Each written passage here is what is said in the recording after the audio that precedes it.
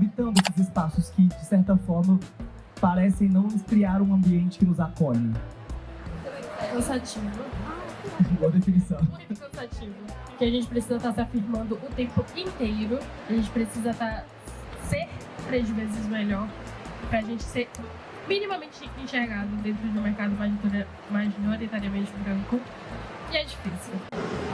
Tem uma frase do James Baldwin que eu sempre penso, que é algo como: se uma pessoa negra racialmente consciente é estar sempre com raiva. E eu me identifico muito com isso e penso o que eu vou fazer com essa raiva? E volta no que a Dai disse, né? Organizar o ódio.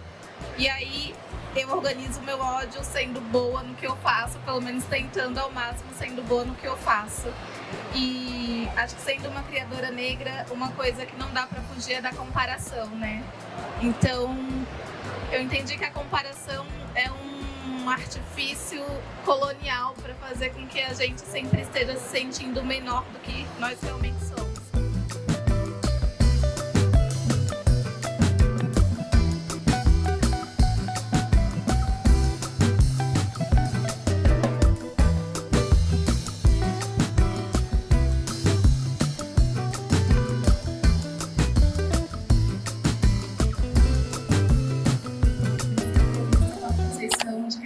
Grande fã também.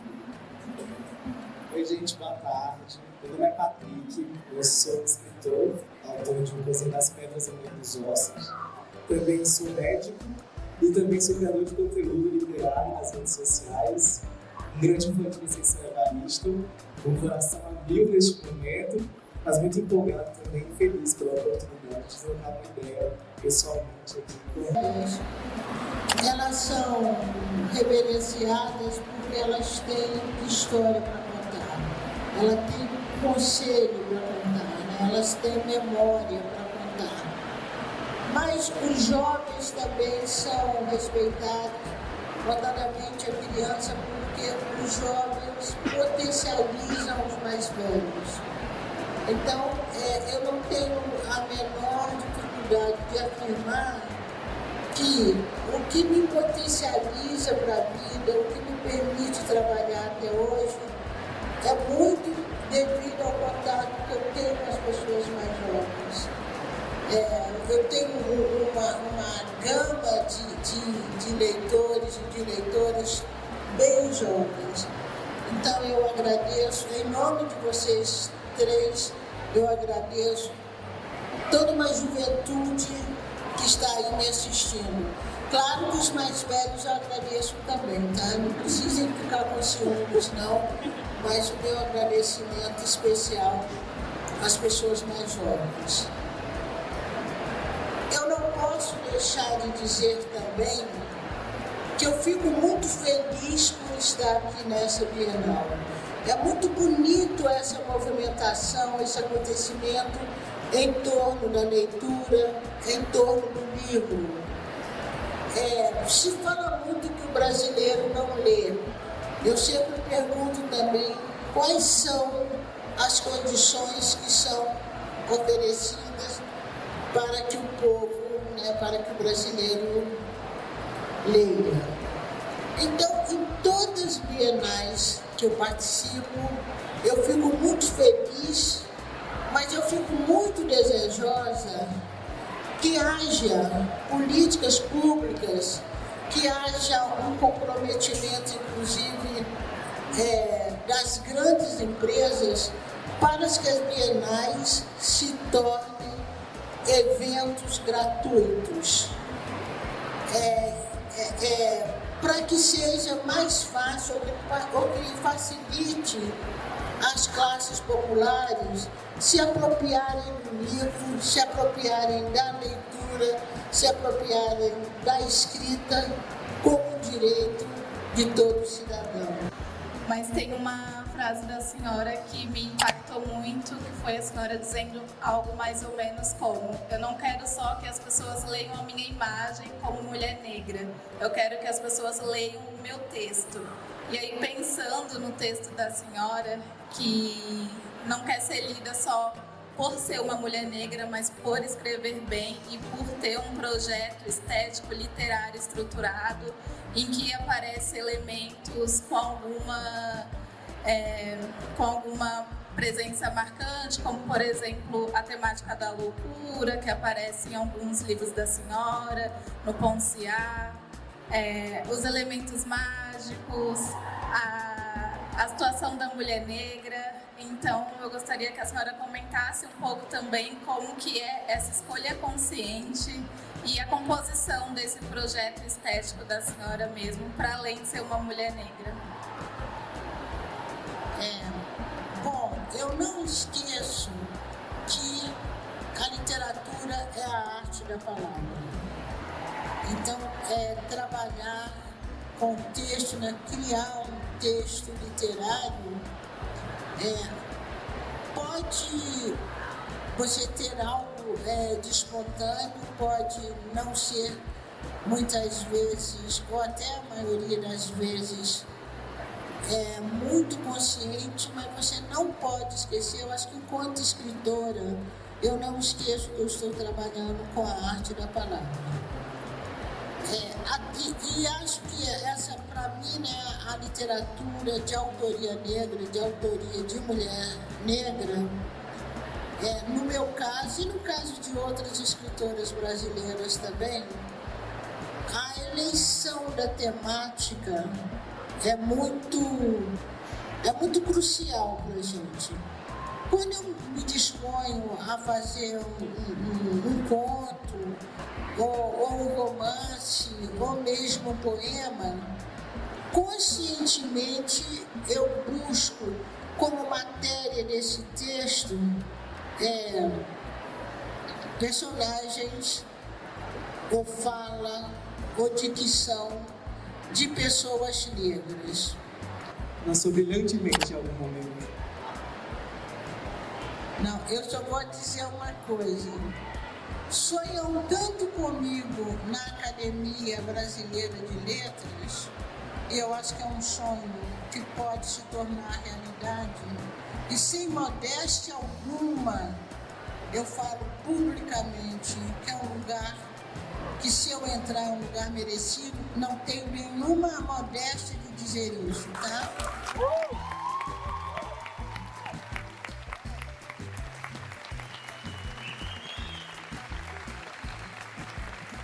Mas eu estou falando sim, eu ainda estou na condicional, né?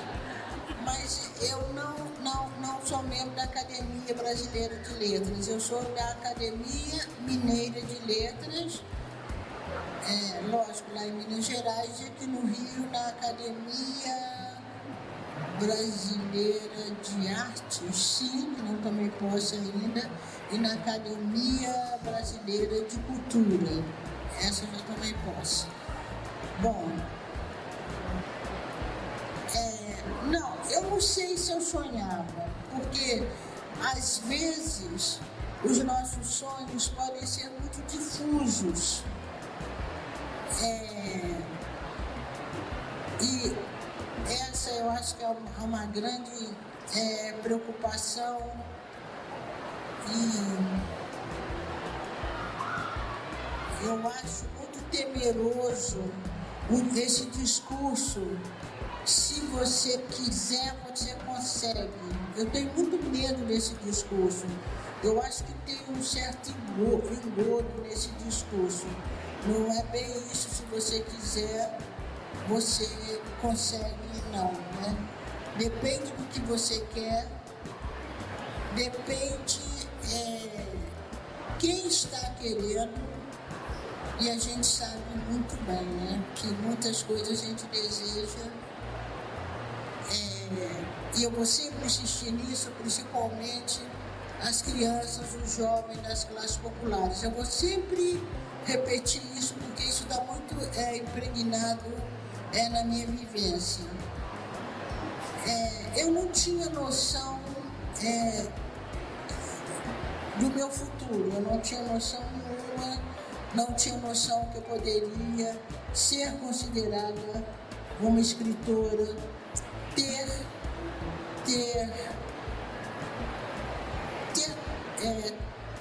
seguido, né? Eu não tinha certeza que a vida me ofereceria ou me permitiria esses caminhos. Na verdade, o que eu sempre quis, o que eu sempre sonhei, foi ser professora. São as afro-americanas que eu me admiro. Sim, a escrevivência, não vou falar sobre a escrevivência porque daria um curso, uma aula, mas quando você diz, né, de Toni Morrison trabalhando com uma rememória, eu poderia dizer também que, pensando até em erros da memória, que são ficções da memória, porque para mim, quando a memória não dá conta, a memória inventa. A memória inventa. E quando se trata, por exemplo, de trabalhar, ou quando o estofo desse trabalho é um estofo que vem da nossa história de afrodiaspóricos, né? Hoje uma pessoa, de manhã, quando eu estava dando autógrafo, me perguntou: a senhora gosta de trabalhar, a senhora traz a memória dos seus antepassados? E aí ela contando que ela está fazendo uma pesquisa que ela chegou ao tataravô dela, que é muito difícil para nós afro-brasileiros termos essa memória. Por exemplo, a minha geração, né, eu conhecia as que me antecederam, eu sei um pouco até a história dos meus avós. Bisavós, eu já não sei mais. Então, trabalhar com a memória, ou com a rememória, ou com o que eu digo, essa ficção da memória, ainda é necessário. Porque eu acho que a sociedade brasileira, e nós, afro-brasileiros, assim também como as comunidades indígenas, há uma dor que a gente precisa expurgar. E a literatura, eu acho que é um lugar que você pode expurgar não só uma dor individual, como uma dor coletiva. Casas editoriais historicamente negras, como a Malê e a Palas, e vejo que hoje em dia o mercado evoluiu bastante, então tem espaço para escritores negros. E como que a senhora vê essa evolução do mercado? Vê como uma forma muito positiva, ou também tem muita influência do capitalismo, que hoje em dia entende as pautas das pessoas negras como algo que vende, e antigamente não enxergava isso? Olha, eu vejo as duas situações aí, né? Eu acho que hoje o texto literário de autoria negra, ele ganha um mercado que não existia antes, e aí também tem várias implicações. A Lei 10/639, que instituiu o estudo das literaturas, das culturas africanas e afro-brasileiras, e depois também se estende para as culturas indígenas. Essa lei foi importante porque ela criou uma demanda. Ela criou uma demanda não só do ponto ideológico, mas ela cria uma demanda também do ponto comercial, né? do capital. Eu acho que criou uma demanda. Foi preciso também, e nesse momento, não é nenhuma descoberta, mas há um aparecimento maior de autoria negra no mercado livreiro. Não há como negar isso. Não há como negar que a influência do capital é muito grande, né? O livro em si, ele é um produto de venda, né? Se ele é um produto de venda, e se o mercado pede esse produto de venda, esse livro tem que estar aí. Que para nós é muito bom. é muito bom mesmo, né? Quando você fala das editoras negras, né, a primeira editora negra que eu conheço, pelo menos em Minas, é a editora Masa. Depois da Masa, vem lá em Belo Horizonte mesmo, a editora Nandiala. Aqui no Rio tem a Malê, né, que o Wagner Amaro está aqui. Tem a Palas, né, que já está há um longo tempo no mercado e que publica também autoria negra. Então, isso nos deixa mais à vontade. E a tendência nesse mercado é crescer. Quando você fala Conselho Censo, que eu publico em 2003, eu tive de bancar a publicação desse livro. Hoje eu não tenho mais de bancar a publicação de livro algum, né? Eu trabalho com a Palas, com a Malê, agora com a oficina Raquel, e já tive convite de outras editoras para trabalhar. O que eu posso dizer é o seguinte: para mim o mercado está aberto. Não sei se está para as outras escritoras e outros escritores, mas é um mercado que a gente vai conquistando aos poucos e também a nossa literatura traz algo diferente ou inédito que o público leitor não conhecia, que nos obriga também a pensar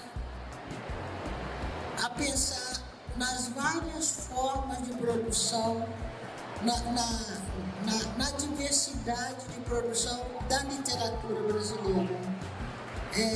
Nos obriga a pensar que não pode ter um parâmetro, né? Que não pode ter um paradigma. Não, você vai escrever dessa forma. Se você não escrever dessa forma, você está fora da literatura brasileira. Então eu acho interessante conhecer a obra de Carolina e não parar só em Quarto de Despejo, né? Porque todo mundo pensa que Carolina escreveu só um Quarto de Despejo.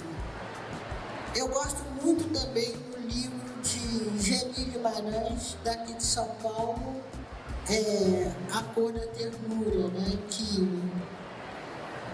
pela edição Masa Leite de Peito.